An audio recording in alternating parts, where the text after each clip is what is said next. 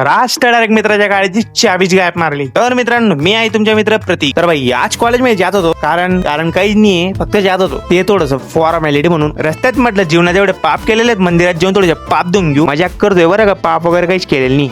अरे झूठ बोल रहा है, ये झूठ बोल रहा है.